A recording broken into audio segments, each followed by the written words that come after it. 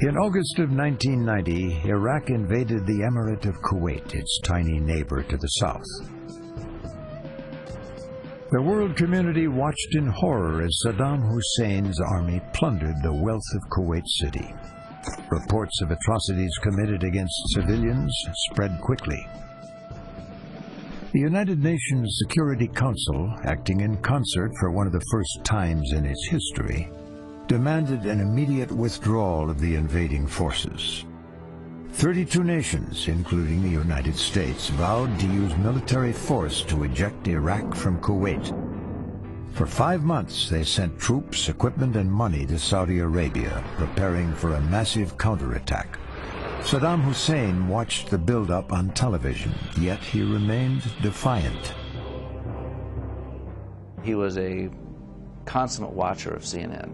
And I think he got some mixed signals from the debate that was going on in our country about Saddam Hussein, about the will and the capacity, and whether Congress would authorize President George Bush to do what he said he was going to do.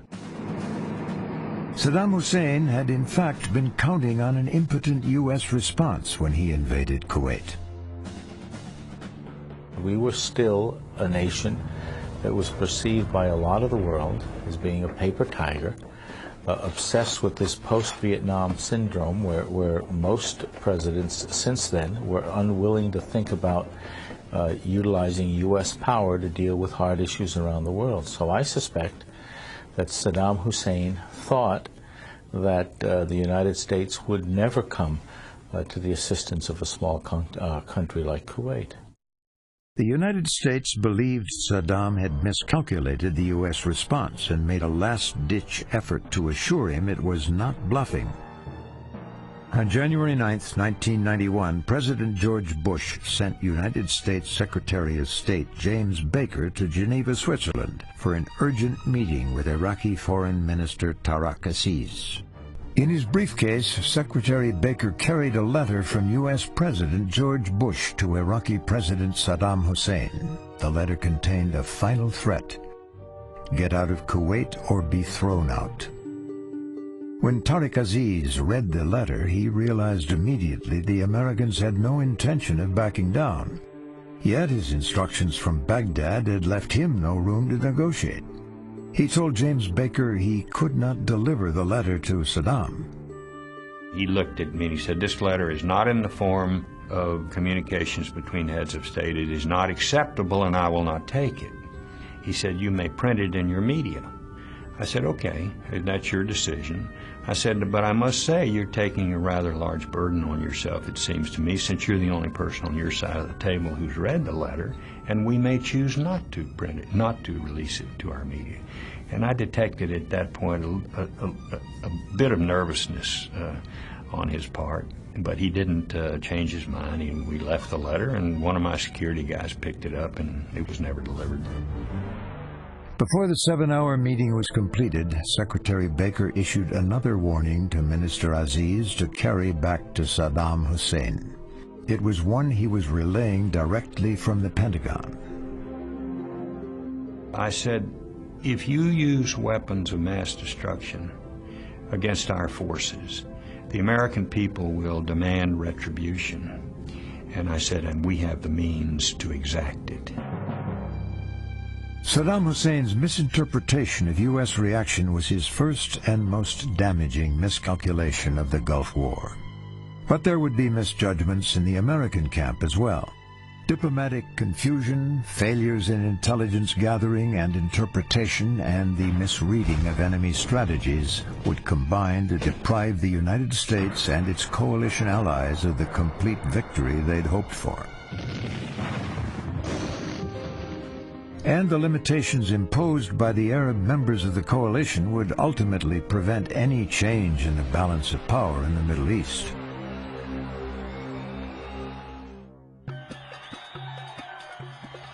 In the summer of 1990, Iraq's brutal dictator Saddam Hussein desperately needed money to support his regime.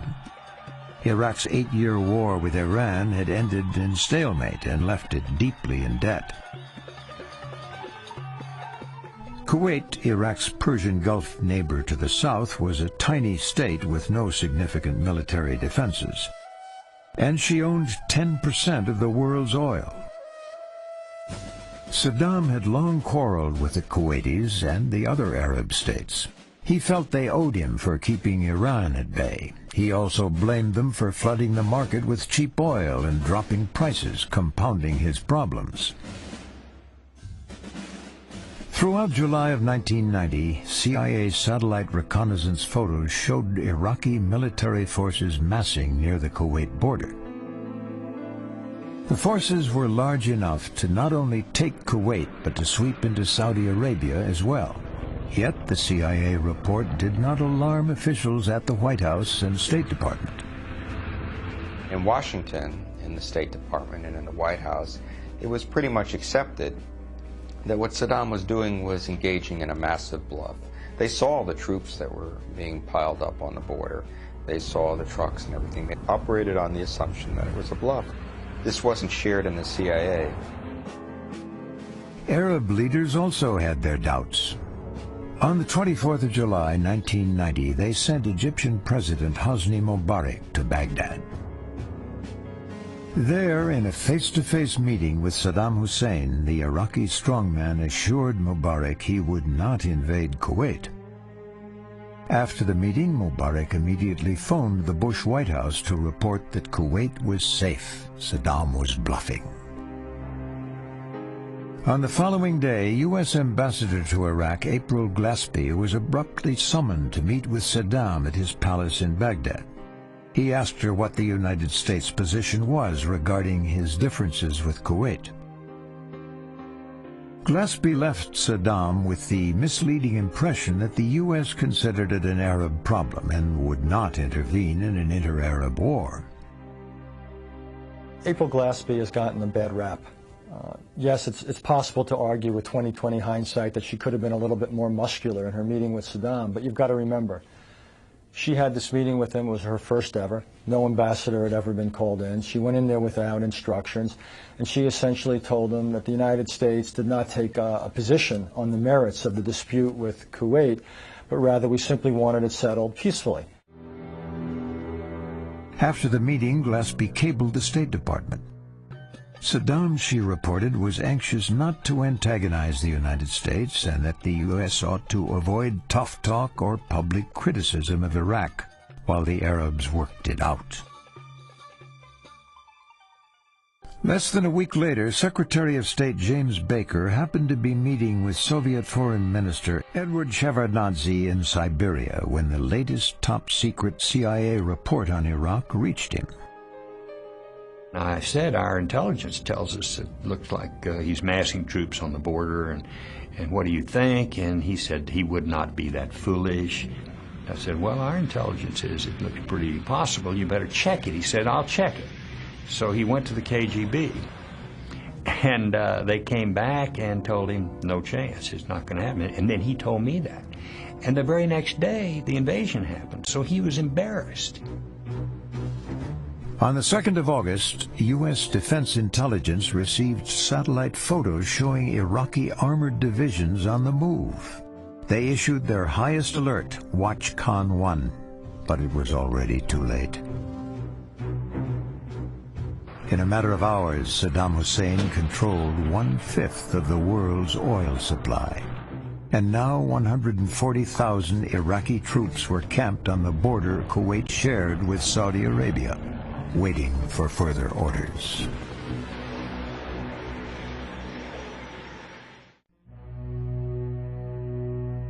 On August 6, 1990, President George Bush sent Defense Secretary Dick Cheney and General Norman Schwarzkopf, commander of U.S. military forces in the Persian Gulf, to Saudi Arabia.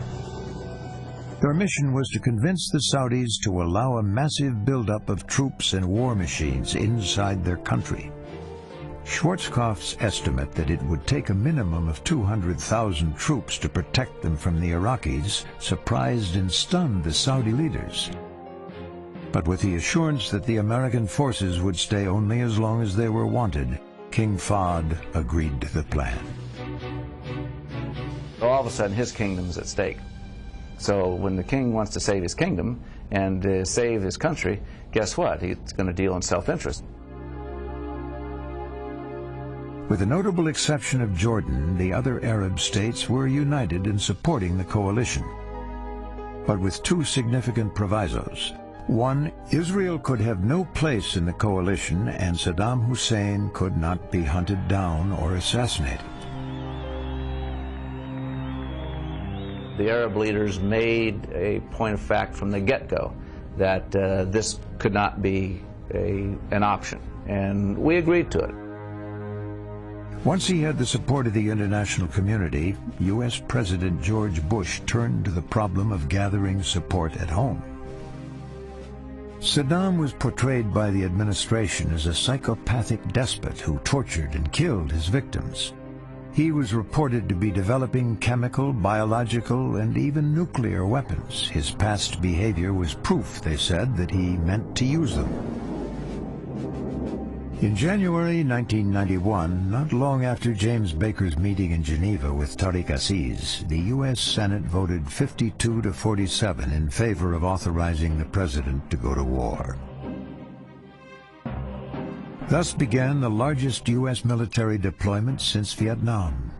Over 250,000 troops were soon on their way to the Saudi desert, off to fight for a cause far removed from their own experience.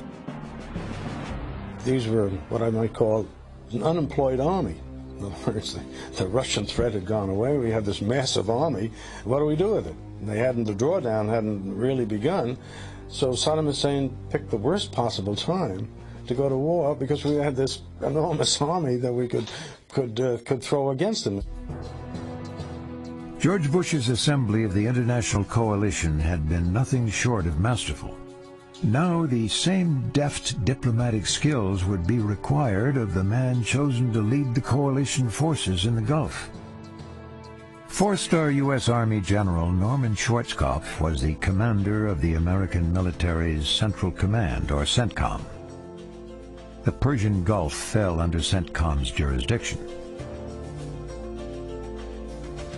It was never a popular command within the Joint Chiefs of Staff, the same as the European Command or the Pacific Command. It was kind of considered a backwater where you sent people who were prepared to retire to do their last duty station as an award for good performance and perfect attendance. And he got the job to go down there, and his staff were mostly people who were semi-retired, getting ready to pack it in and go into civilian life. So all of a sudden, he finds himself in the middle of this terrific brouhaha with a staff that is anything but a battle staff. The U.S. military forces had moved into Saudi Arabia with the announced purpose of defending that country from further Iraqi aggression. But most commanders believed it would be only a matter of time before George Bush gave the order to go on the offensive and throw Saddam out of Kuwait and perhaps even invade Iraq. There needed to be a plan in place so that when the order came, they would be ready. The man who was responsible for approving this plan, General Schwarzkopf, knew the limitations of his CENTCOM staff. Only weeks after the Iraqi invasion of Kuwait, he had petitioned the Pentagon for help. A small group of war planners, dubbed the Jedi Knights, was dispatched to CENTCOM headquarters in Riyadh, Saudi Arabia. Here they worked in complete secrecy in what was known as the room that didn't exist. In October 1990, little more than 2 months after the Iraqi invasion, Chairman of the Joint Chiefs Colin Powell informed General Schwarzkopf that President Bush wanted to see his offensive plan. The CENTCOM commander was not happy with the work his Jedi Knights had done, but at Powell's urging, he sent his team to Washington for briefings at the Pentagon and the White House. The plan called for 10 days to 2 weeks of strategic bombing in Iraq. If that alone didn't bring the Saddam Hussein regime to its knees, next would be 7 to 10 days of tactical bombing against forward Iraqi troops in Kuwait. that to be followed by a ground attack. Military chiefs at the Pentagon found little to criticize about the air plan, but Schwarzkopf's blueprint for the ground assault was another story. Basically, their plan was what was known as high diddle-diddle right up the middle. In other words, just attack against the Iraqis that were in place. They were appalled in the Pentagon. They saw this direct attack being presented to them. And the Commandant of the Marine Corps at the time said, good God, this is going to be another Tarawa, relating to one of the bloodiest battles in the Pacific War.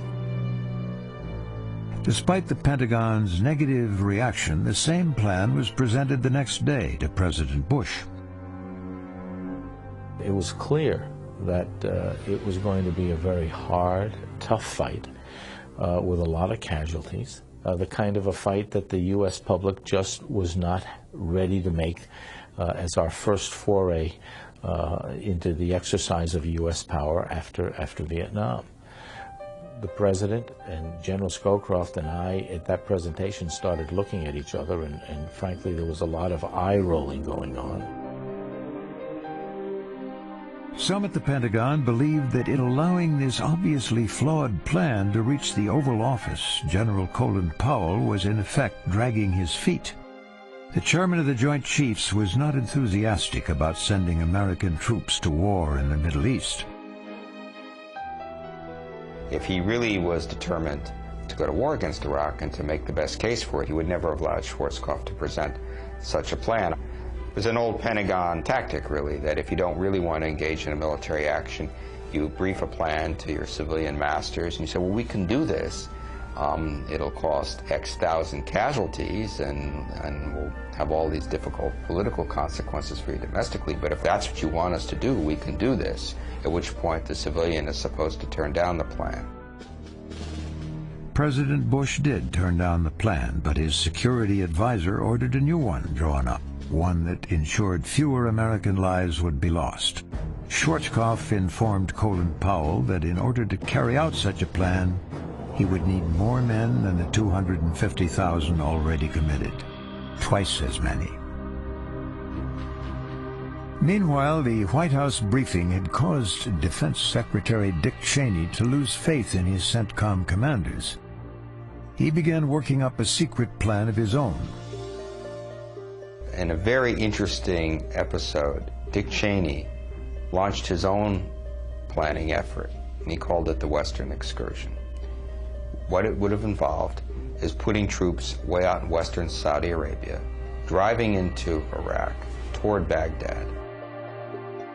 Cheney's strategy was designed to draw the Republican Guard troops out of their fortifications in Kuwait, thereby exposing them to air attack. Powell and Schwarzkopf were alarmed when they found out civilians were making a plan. They hurriedly put together a more conservative version of Cheney's Western Excursion, one they called the Left Hook, and sent it to the White House. The left hook would be presented to the media after the war as an innovative tactic, even though it was actually a more conservative and traditional version of Cheney's plan. But daring or not, at last Schwarzkopf's ground forces had a plan.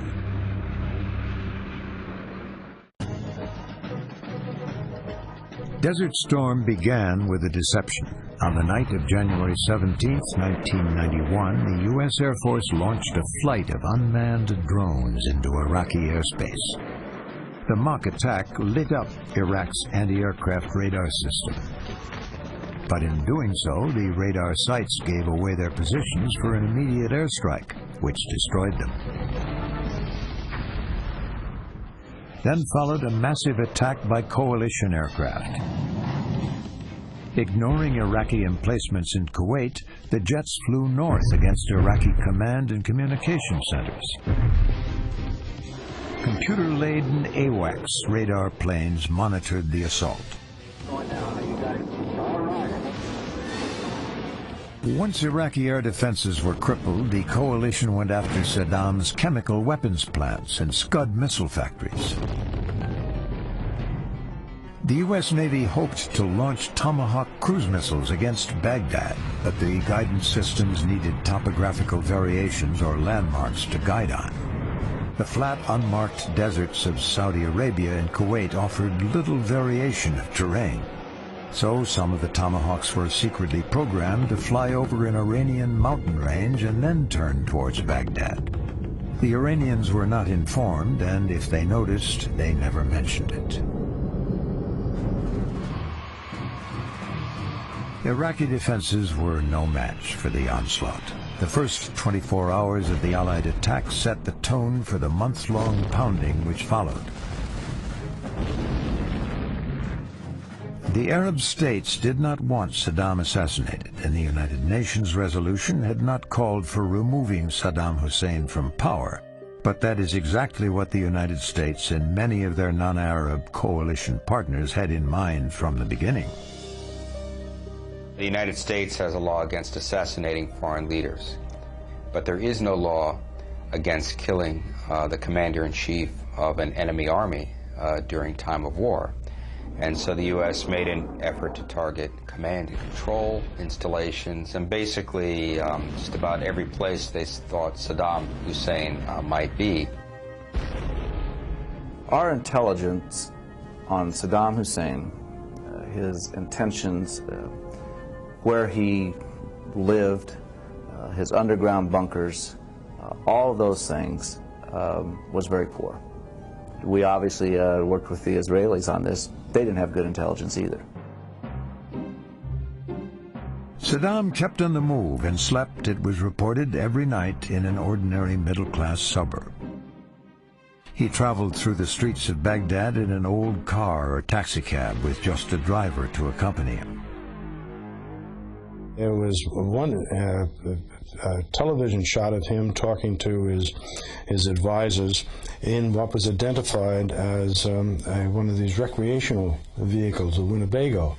And there was a great flurry within the intelligence community to find out when the Iraqis got some Winnebagos and what type of Winnebago it was, what was its size, its characteristics, and then they had an aerial reconnaissance and satellite search to see if they could spot the Winnebago. Saddam Hussein had no illusions about his ability to outfight the Americans in a head-to-head conflict. But he believed if he pressed the right political buttons, he could shatter the fragile coalition and isolate the U.S. once again as the lone combatant in a foreign war. 4, 3, 2, 1, for about 10 the impact. Boom! The defeat of his Air Force had been swift and decisive, but now Saddam Hussein played a powerful card. Ignoring the enormous army preparing to attack him in northern Saudi Arabia, Saddam began firing Scud missiles at Israel. What Saddam Hussein tried to do by launching the Scud missiles against Israel was to get Israel to retaliate. Because if Saddam Hussein could drag Israel into the war directly, then he could say, see, it's Israel and the United States against Saddam Hussein. That's the battle he wanted, and that's the battle that we would not allow him to have. President Bush and the other coalition leaders knew that no Arab state would join with Israel against another Arab state. If the coalition was to be preserved, Israel had to be kept out of the war. When the Scuds began landing in Israeli cities, President Bush phoned Israeli Prime Minister Yitzhak Shamir and pleaded for restraint. And I thought it was an extraordinary moment. These two guys did not get along. I was in lots of meetings between Bush and Shamir. It was not a warm, cuddly relationship. But the fact that Shamir did not respond was really quite an act of statesmanship. And it was in some ways, I thought, the finest point of what was otherwise a fairly scratchy relationship between these two leaders. Stopping the Scuds suddenly became the #1 priority. The Americans adapted Patriot anti-missile systems to shoot down Scuds and shipped them to Saudi Arabia and Israel. President Bush praised these missiles and credited them for destroying 41 out of 42 Scuds in mid-flight. But an investigation by the Government Accounting Office after the war would prove otherwise. The campaign to attack such Scud warheads coming into Israel and coming into Saudi Arabia was a almost total failure. CRS looked at this. They found evidence of one Scud warhead being effectively attacked by the Patriot missiles. The U.S. Defense Intelligence Agency had satellite photos showing the position of 28 concrete Scud launching pads within range of Israel, and these were bombed relentlessly. The problem was the Iraqis weren't using them. They relied instead on dozens of mobile launchers, which were kept, like Saddam Hussein himself, continuously on the move. U.S. intelligence was unable to target or even count the mobile launchers. British Special Forces and American Delta Force teams were sent to search the desert for the Scud missile launchers, but met with little success. The Americans were so intent on keeping Israel out of the war, they took pains to convince the Israelis they were actively destroying Scud launchers, even when they couldn't find them. The anti-launcher campaign was done in a very obvious fashion, so the Israeli radars could see us flying over those launch areas looking for the Scuds. But every now and then, they'd drop a few bombs just to make some noise, to make sure the Israelis knew that we were still working at it. We were working hard at it, but we were being lousy at it. The Americans kept secrets from the Saudis, too, like the fact that Israel was quietly providing the coalition with tank-mounted mine-sweeping equipment. American aircraft picked it up in Israel, repainted the sweepers with Marine Corps markings, and then flew a roundabout route into Saudi Arabia to make delivery. At one point, an American officer felt obliged to convey this to the Saudis, and the way he put it was, he said, well, we have some equipment we can share with you, but it comes from a country that's not on your map. And the Saudi officer replied, we don't care, at least we'll be able to see our grandchildren.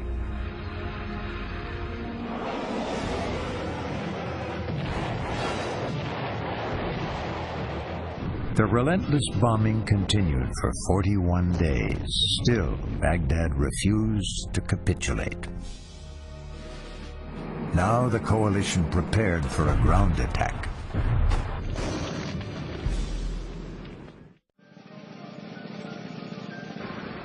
Coalition leaders were not eager to engage Saddam's vaunted Republican Guard in battle. The coalition had the advantage in weapons technology and resources, but the Iraqis had brought nearly 500,000 men to the battlefield. Their soldiers were said to be experienced and battle-hardened, tempered by nearly a decade of fighting with neighboring Iran. While the Americans, who made up overwhelmingly the largest portion of the coalition, had not fought a major war since Vietnam and were untested. The battle figured to be fierce and costly. Saddam Hussein was counting on it. As we looked across the border into Kuwait, we saw what we thought in the beginning was a very powerful force. We were outnumbered in terms of manpower. There were more tanks there than we had, more artillery pieces, more of everything.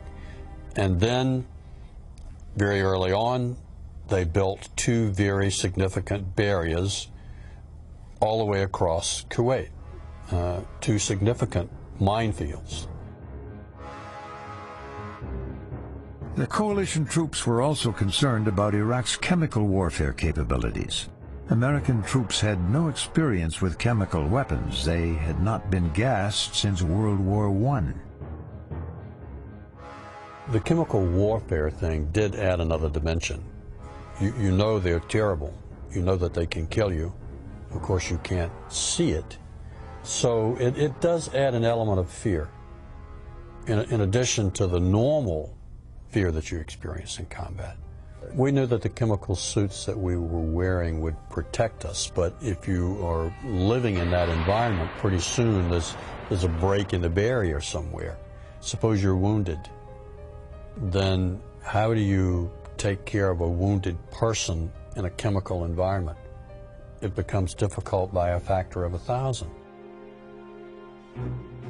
Saddam Hussein's original plan was to fight the war the same as he had fought it against Iran, where he would have the attacking forces caught in minefields and artillery fire sacks, where the attacking forces would be chewed up by mines and being bloodied, and then he would launch a counterattack.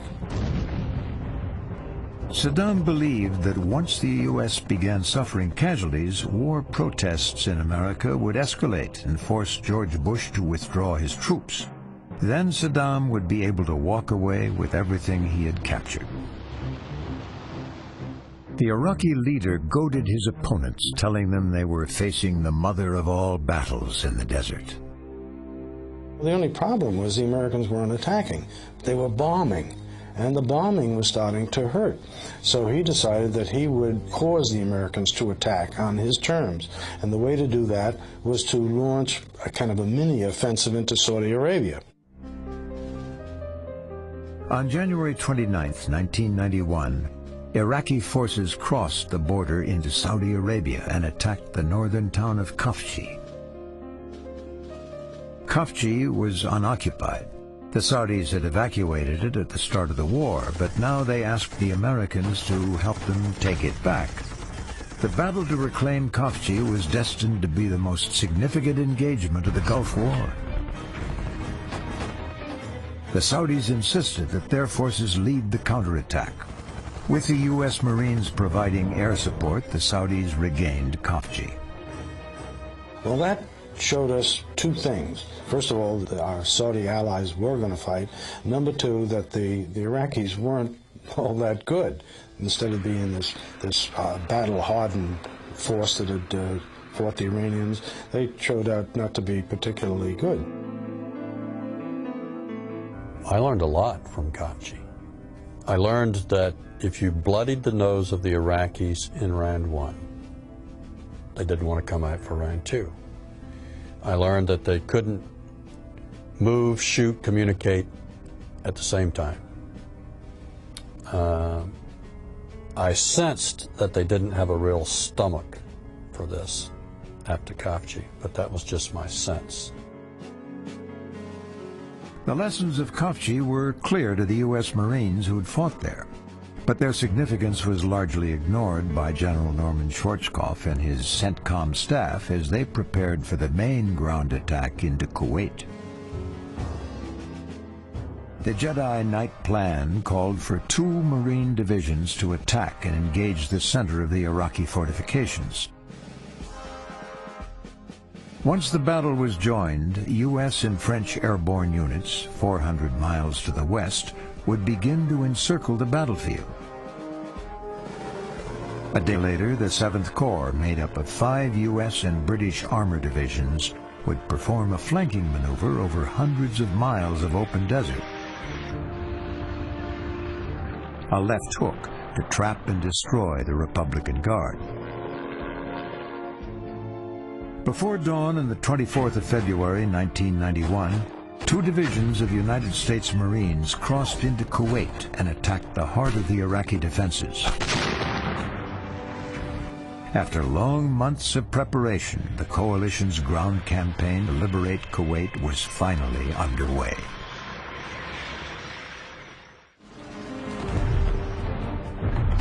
Two divisions of U.S. Marines composed the vanguard of General Norman Schwarzkopf's ground offensive into Kuwait. His plan had called for the Marines to engage and hold Saddam's elite Republican Guard. Then an armored corps under the command of U.S. General Frederick Franks would encircle and destroy them. But once the ground war began on February 24, 1991, neither the Marines nor the Iraqi army performed according to plan. First of all, understand that the mission that I was given was to liberate Kuwait. Didn't say anything about dancing with the Iraqis, didn't say anything about entertaining them for a while the army attacked to the west. The mission was liberate Kuwait. We liberated Kuwait. Took 3 days.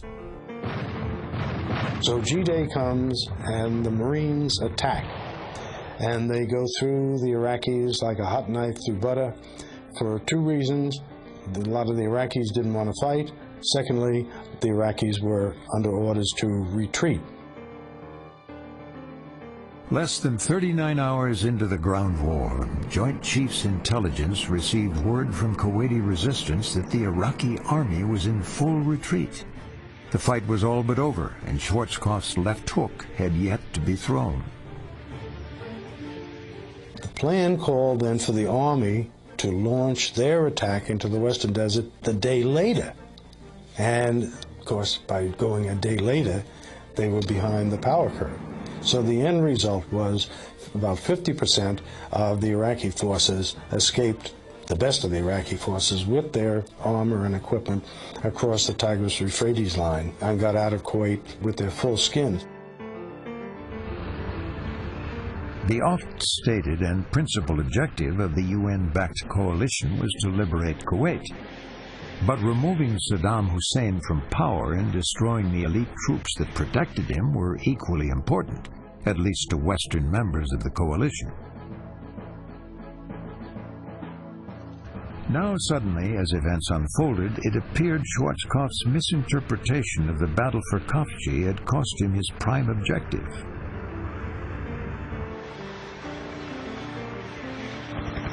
The assumption that Schwarzkopf went with was that the Iraqis would stand and fight. At the end of the process, he never questioned that assumption. And that assumption was wrong because they were going to retreat. And because he didn't question it, he didn't come up with an alternate plan. So when the Iraqis retreated, he didn't have a plan to catch them before they were able to get away. It was a terrible blunder. The Americans were elated in victory, but perhaps more relieved that Saddam Hussein had not unleashed his weapons of mass destruction. The chemical attack never came, leading some to believe that James Baker's warning to Tariq Aziz had hit home. We captured an Iraqi major, or he surrendered. And we asked him during the interrogation if he would use chemical weapons. So this Iraqi chemical warfare officer said, no, I will not use chemical weapons against you because you will destroy my family in Iraq if I do. Saddam's Republican Guard may have escaped, but many of the Iraqi regulars were not so lucky. The frantic retreat from Kuwait caused a massive traffic jam. The stalled trucks made easy targets for coalition aircraft on what became known as the Highway of Death. They were going back on Highway 1 to Baghdad. They had no air defenses there. They had nothing to defend themselves. And it was just almost like shooting ducks in a pond. So how much killing do you want to have? How much mayhem do you want to have? By the time the Army's flanking operation caught up with the Marine advance, the battle was beginning to look like a massacre. A concerned General Colin Powell met with President Bush and recommended a halt to the hostilities. The President ordered a ceasefire after 100 hours. President Bush made absolutely the right decision to end the war when he did. We had accomplished our war aims and our political aims as expressed in the UN Security Council resolutions, which the rest of the world, in effect, had joined with us in enforcing. In building the coalition, we promised these countries that we had no interest in occupying Iraq. The order to stand down caught the American field commanders by surprise and seemed almost arbitrary in its timing. Many thought the job had been left half done. If we had given General Franks another 2 or 3 days, he would have finished off the Republican Guard. That was why they were left intact. We stopped. I'm not saying that stopping was right or wrong, but there's no doubt in my mind about the fact that had we continued, we would have destroyed the rest of their armed forces, or they would have given up.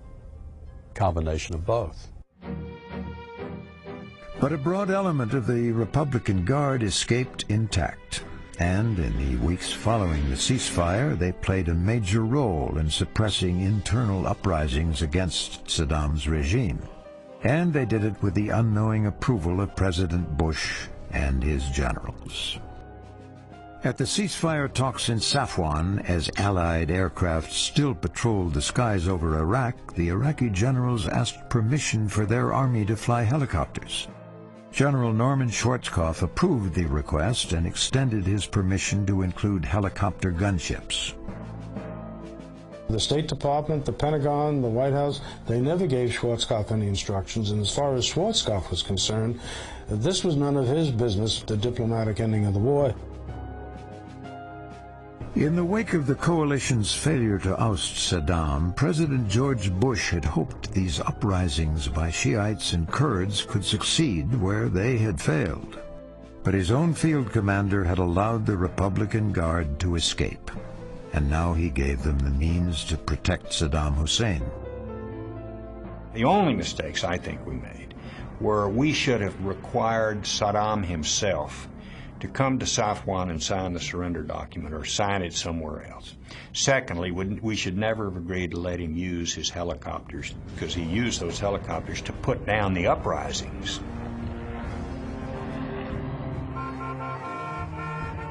As intelligence reports filtered back to Washington, a disturbing reality emerged.